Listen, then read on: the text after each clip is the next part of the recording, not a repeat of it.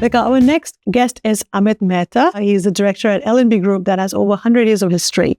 Now, Amit has also served on the committees of industrial and professional bodies, including FICCI and Institute of Chartered Accountants of India in various capacities from time to time. I think it's going to give us a really good perspective, especially in his current role at LNB Group. I think the family office space is a really interesting one when we look at investing and sustainability space more generally. And then his background at Tata previously. How he pulls those two together. Yeah, it'll be fun. Hi, Amit. It's such a pleasure to have you here with us. You are the director at LNB Group that has over 100 years of history. And you've been actively engaged in multiple industries, including pulp and paper, agribusiness, renewable energy, and also financial services. How long have you been with TAI and how have you benefited being a member? So I joined TAI Hyderabad because that's where I was living then around COVID, and moved to Singapore recently last year and been a member since early this year. Oh, nice. So TAI has been a fantastic community. I think, as you know, a lot of learning, a lot of good friends, and absolutely fascinating network. So I'm just enjoying TAI. Oh, that's lovely. Amit, what are some of the challenges and rewards of overseeing such a diverse range of businesses across multiple industries? Because we talked earlier about pulp and paper, agribusiness, renewable energy, financial services. Challenges first, I think today's time is of high competitive environment. So one has to excel in each of the industries. Being good enough is not enough. So that's a challenge when you are doing multiple businesses. To be able to have the right focus and excel in each of them is a challenge in itself. On the positive side, I would say, I think the cross-learning that you get from each of the businesses is very, very valuable. And specifically when we are also wearing the investor's hat, being sensitive to some of the businesses' actual problems and needs is very helpful when we are making investments. So what inspired you to get involved in impact investing? And if you can share just a couple of key milestones you have personally witnessed through your investment journey? I would say both on a personal front and professionally, I've been sort of fortunate, and I think at least the good things in life, what happen are all a function of your formative years, what you observe and not necessarily what you learn only in school. So on a personal front, I think my grandfather, for example, just observing him has taught me a lot, and I think shaped the way that we are thinking.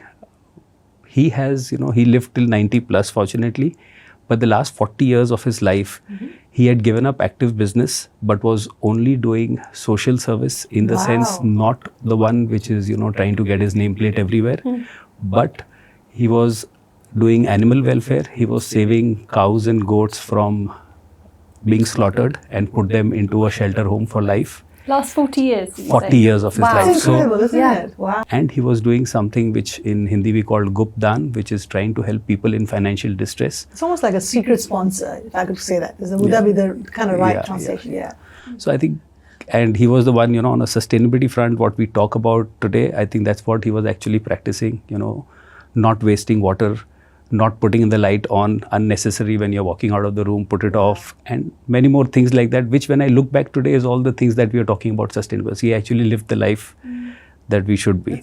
And second, I think again on a professional front, the formative years, I was fortunate to be working in a group like Tata's, which again are a hallmark for ethical and all stakeholder balancing is what they do perfectly.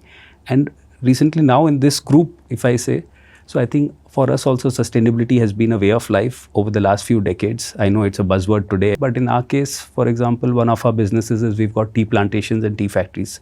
So we have 5,000 plus acres of tea plantations and factory. All our tea factories have been running on near 100% renewable energy for the last 30 years.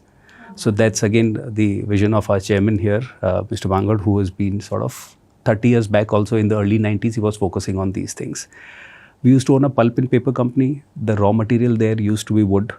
Now, unlike North America, Brazil or Europe, where the local government hands out large tracts of land to do your captive plantation, this did not happen in India even in the 1950s and 60s. Thankfully, we were also not like some of the other countries where reckless deforestation was happening. But as a pulp company, that was a major problem for us because where do you get your wood from? And you need to sort of feed the pulp mill every day. So we embarked on a social farm forestry program. So we were in the coastal belt of Andhra. We set up clonal propagation centers, nurseries and demonstration plots, went door to door, farmer to farmer, And without owning an inch of land, only on farmers' land in association with them, we started with about 400,000 odd trees, but went up to close to about 100 million trees in 2011. 100 million trees. Yeah. So over a 30-year period, that's how it happened. Wow. So this was all. So this is again some of the ways in which sort of fortunate to see all this. Obviously, it was not done by us or our generation necessarily, but all done a generation before. So these are some of the things I think which has sort of shaped us and made our belief more stronger. That's just huge. Is that an ambition you set out with at the beginning? Like, how do you approach? I don't think there was a target of 100 million or any number of trees. We just said that what do you do? Because you are consuming wood and you need it. So the farmers there, so if they owned a 10-acre plot, we would talk to them and say, okay, out of 10, on 4 acres, please do this. On 6 acres, continue to do your cash crops for subsistence. But on 4 acres, we'll give you quality clones.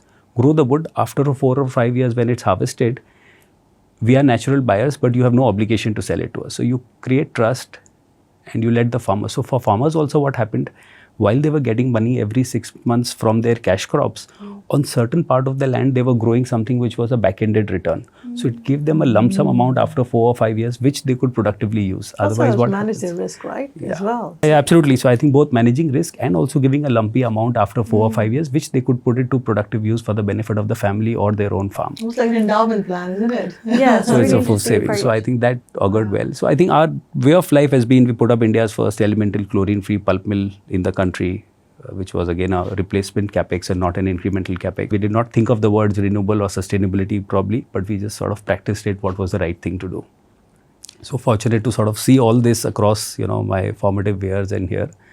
And I think we're just more at it now. So thanks for sharing that, Amit. Now there's a lot of chatter around impact investing, and just want to hear your views. What are the key barriers to just a widespread adoption of impact investing, and how can they be overcome? So I think the first important thing is when people hear of impact investing, they end up assuming that impact investing is not making money and it is more like philanthropy. True. Just doing good and not making money. I don't think that's necessarily true. There are a lot of cases where you can actually make handsome money and also end up doing good. And that's more a question of communication, and as people practice and as they spread the word and people make money, I think they'll understand. Now I think it's becoming more mainstream, like for example, solar or electric vehicles have become more mainstream and people understand that it's not that you're not making money. The second thing I think, which is again a part of the evolution, is a lot of greenwashing has happened. So because certain people tried to misuse this entire agenda, and certain people who are not wanting this to fly off use that opportunity to puncture it, I think the greenwashing has caused a bit of a disincentive or sort of not motivating people to go towards it. People start questioning a lot more. They're not very sure because often it comes with a slightly heftier price tag, if I can say. If you want to make green choices, if you want to offset that carbon, from on your flight, and then if you find out that it was just greenwashing, you wonder why you're paying more for it. Correct. So because humans intent, by nature, by DNA, they all want to do good. No one wakes up wanting to do bad. But because of this mistrust, sometimes you say that, okay, anyway, it's not going to make any sense. So why should I choose a flight which has got lesser emissions? I don't know. Anyway, this is a hogwash. Yeah. So that's, I think, but it's part of the evolution. I think more and more people are believing in it. And now I think it should happen. So I think it's a question of either or, whether to make money or to do good. I think in the long term, it is imperative that if you want to continue to make money, you have to also do good. And I think that's what businesses are probably realizing now. Obviously, the larger giants find it a little bit more difficult to transition, but I think it should happen sooner than later. I love that. If you want to make money, you have to do good, right? Over a long period. What do returns look like in the impact space then? Well, it again depends on case to case, particular business. Like for example, right now, solar power is at par or if not lower than fossil fuel. And this is despite the sort of subsidies that fossil fuels still enjoy. I'm told the number IMF has quoted is about 7 trillion a year is what fossil fuels get subsidies, and this is up $2 trillion from since COVID. And imagine if that is invested into actual impact investing, into actually doing right by the planet. There's so much that can be done with that, with those many, many trillions of dollars. Okay, Amit, reflecting on your time at the Tata Group, could you share some insights into the significance of completing the BELP at such a young age and how that has shaped your approach to strategy development? Tata, as I'm assuming most people are aware, I think it's not just the largest, if not one of the largest groups out of India, but about 150 plus years of history, which is no mean feat. I think the Tata's got many companies. Tata Group has. Tata Sons is the holding company. There is no single owner like Mr. X or Miss Y who's the owner of the Tata Group. It's owned 2/3 by the trust, charitable trust, and they do a lot of philanthropy activity. And still, if you see, across businesses, they are thriving and doing very well. So how does that happen? Because there's no one owner who's commanding, ensuring the things happening, but the thing is working like clockwork precision. And you have, despite being a 150-year-old history, over the last 2 decades itself, you have multiple new businesses that they have created, be it Tanishq Titan or Tata Elxsi or TCS in the software business, so they've got multiple these things. Now, for any Tata, all Tata Group companies don't use the Tata brand. So if you have to use the Tata brand, you have to sign up an agreement with Tata Sons, which is called the Brand Equity and the Business Promotion Agreement, BEPS as they call it. Now, what does that mean? In layman terms, that company, in lieu of using the Tata brand, has to sign up and commit to doing 2 things. One is to run their business ethically, and the other is to pursue excellence. So how that plays out is, when you want to run it ethically, you are signing up to the Tata Code of Conduct, and that's how that part is implemented.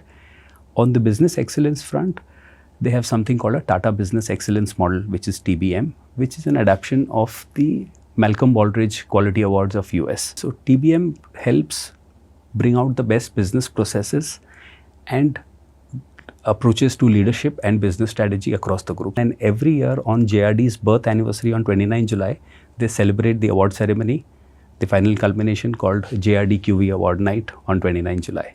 So while it's a topic in itself, but I'm fascinated and I'm very privileged that age 25, not did I get to work in a Tata type company, but also got to see the working of the entire TBM and be a part of it as an external assessor, which normally even at age 40, people who are working in the group may not get the opportunity to. So I learned a lot, I think, in my early years from that. That's fantastic. And how do you think that has shaped your approach to strategy development? So I think first is the importance of strategy, because if you see in the Indian context, we assume that strategy is not as important. It's just something which consultants come and tell you, and that's where I think it is there. So I think one is the importance, and more than the strategy part, also the implementation and the systems and processes which are required to run businesses efficiently and at scale.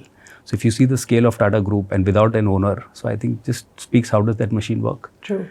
So there are a lot of learnings I think we are there. Obviously, we are still trying to practice some of them. It's very different though. So you're describing Tata Group and then where you work now, where it's very chairman-led, you could say, right? Some of the direction of where you're investing, the stories that you shared before about the impact that you've created, they tend to be led, I'm sure, from the top down.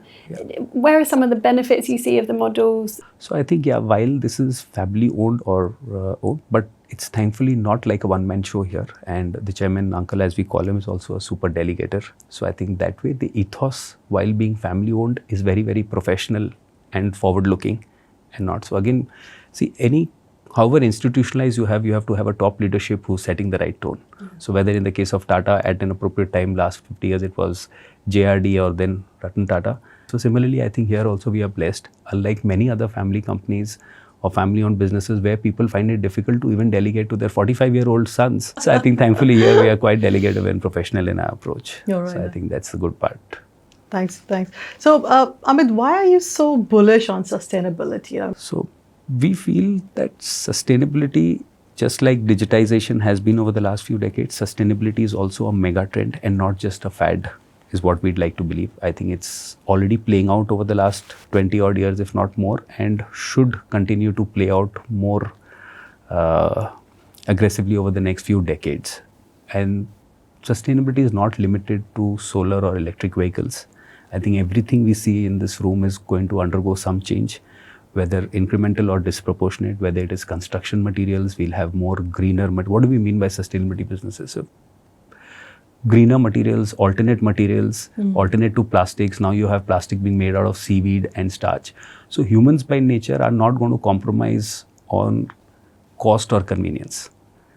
So the EV has been around for 20 years, but today when the cost is right, true. People are doing, and when the charging infrastructure there, it's getting adopted. So people innately want to do the good thing, but then they're not going to compromise. And We don't want to not have our air cons. We want it, but if there is a greener source of power or a air con which is using half the power, it's a win-win for everyone. It's win for the environment and it's for my power bill as well. So as long as we keep solving for that, I think it's going to be and unlike digitization, this is not going to be a winner-takes-all game, I think. So you're not going to have 5 $2 trillion companies who are going to be the sustainability champions and everyone else has got nothing to do. Everybody owns a pie of it. So everyone will, because this will cause a lot of MSMEs and SMEs to also thrive. Because this will be a little bit more localized. You'll have large companies also, but I think it will give an opportunity at an entrepreneur level to multiple. And I think the problem is going to be solved more by entrepreneurs than anything else. Because yes, the world faces a lot of challenges, but humans have shown that they will come out of it. And in many cases, it's the entrepreneurs who are taking the lead. True. So therefore, a business angle will be very important for the sustainability things. And this is to really push sustainability. One of our previous guests mentioned that technology and sustainability actually goes hand in hand, because we do need to be more technologically advanced in order to really move the needle, be it impact investing, be it climate action, everything. Right? So you talked about sustainable materials, not going to happen without innovation. So definitely that's important. Now, let's switch gears a little bit. So you are pursuing a business in sustainable agriculture, especially in Africa. Now, Africa, it's not something that a diversified group would be interested in. It sounds rather traditional, I would say. So what's the story here, Amit? So yes, agriculture is not something which a group like ours would typically dabble in. But I think we found opportunity. We had that experience with our social farm forestry. And to be honest, with our sustainability bent of mind also, what we realized over the last 5 years only is that agriculture in general, when we see an agricultural field, say of corn or sunflower also, which is say 5,000 acres of a farm, we find it's very green and it's nature and it's very nice, and how could this do any harm to the environment? But what we understood is just having one single crop on a field is actually killing diversity, and therefore you don't have nature. It looks green, but it's not necessarily representative of nature in its true form. So one single crop could be like just sugarcane only. Sugarcane only for say 10,000 acres. Right. You don't have biodiversity, right? So if you don't have biodiversity, nature doesn't thrive in that. You need that entire ecological balance to happen. So that's what we also understood lately. And what we've now embarked on is we are focusing on 2 problems. One is today when we are we've progressed so much, right? Technology can do so much for us. We can just press a button and a lot of things can happen. But the quality of food that we are having today, we are not sure when we are having an apple whether we are getting nutrition or cancer. That's the fact of the matter. Now, whether we call that progress or not, that's the way of how things are today. Now, why is it happening? It's not that someone by intention is trying to contaminate our food. I think in our overzealousness, trying to get more and more food or get it at an industrial scale and trying to do it in an industry fashion, we are using harmful chemicals, pesticides and fertilizers in the soil and on the food. So which is bringing down the quality of the food, and the farmer also unintentionally, while the manufacturer of the chemical itself is telling him, please spray only 5 ml of this, unintentionally is ending up putting 15 in the thinking that, it is going to do better for it. So the food is contaminated, the soil and water in that particular area has also been contaminated for a next 5, 10, 15 years. So we are trying to solve for purity of food and how responsibly the food can be grown. We are trying to curate a new type forest with biodiversity there, and also grow food, and whatever Mother Nature gives us, food, fashion, fiber, we should be able to get more out of it. Now, speaking of problem solving, often people turn to governments. They look to, hey, the government's going to come up with a solution to this big problem. So in your opinion, what role do governments play in advancing the impact investing space? So I think governments can play a very good role. One is, I think they can provide the right incentives. We just spoke about the sort of subsidies that are being given to fossil fuels. So maybe if just a level playing field was to also be provided, if not subsidies to the green, at least a level playing field first would help accelerate the entire transition. Second, I think like the Singapore government, for example, they've done a great thing, for the family offices, they have capital deployment requirements, and they have very nicely incentivized and appreciated that investments into blended finance or climate solutions will get a multiplier benefit. So they've actually nudged and incentivized people to sort of invest into the right areas. So governments can play a very passive and active role in trying to do it. And again, but I think again entrepreneurs will have a bigger role because government, some places will, like Singapore, will be very nice and some may be a little slow. But entrepreneurs everywhere should be able to take charge and help bring out this transition to net zero. Entrepreneurs definitely have a role. I'd love to dig in a bit more about family offices in general, though, the role of family offices in this space. You talked earlier about perhaps handing over from the first generation to the second generation, some of the challenges there, but also the second or third generation, the interests that they have might be more aligned with this kind of purpose message or technology message. What do you see as the role of family offices in the sustainability space? So I think family offices have a disproportionately bigger role to play. And why I say not just because they have money, right? Because I think family offices have flexible capital. They are not answerable to a large set of people other than the family itself. So the maneuverability, the elbow room that the family offices have is much more than, say, a larger institutional book. Because someone may be $10 billion, a family office may be $2 billion only, but that $2 billion has got more flexibility than that $10 or $50 billion of a larger endowment or something, because they have to cater to multiple audiences. A pension fund has to also bother about returns more aggressively. I'm not saying you need to compromise return, but you can have a more long-term view as a family office. And second, I think the other benefit of doing the right things for the family, other than just the returns, which I don't think one needs to compromise big time, maybe just the time horizon is something you might need to be more open to, is doing the right thing also keeps the next generation, because the next generation also learns from what they observe and not necessarily what is being taught in the curriculum. Like in your case, isn't it? Yeah, so I think that's where it helped. And at that time I did not realize, but today when I look back, I think there's a lot. So I think to keep the family values intact, to keep the family together, I think this helps. If you end up doing the right businesses and you do the right things, make the right investments, the entire zoning happens more better. And that's what the children, the next generation, everyone sees. And then, if you don't like it, you end up. So it's like when the music is playing and you don't want to dance, you still start tapping if there's good music. And they say, well, the millennials are on the cusp of turning 40, right? And there's this whole debate about how many trillions of dollars are going to be transferred over to the millennials, starting, I believe, this year, if not the last year onwards. And because the millennials' value system can be quite purpose-driven, I think, compared to the previous generations. And what does that mean in terms of, again, back to impact investing? Or the choices that they're going to make in terms of the companies that they want to work for. It has to be aligned. So it's a very interesting space to be in. Now, Amit, for listeners that are interested in getting started with impact investing, what advice or resources would you recommend? So I think resources, one a bit dated, but still I think relevant, and maybe one can also see what was said then and what is happening now, is Al Gore's An Inconvenient Truth. That's about 15 plus years, but I think one should watch that.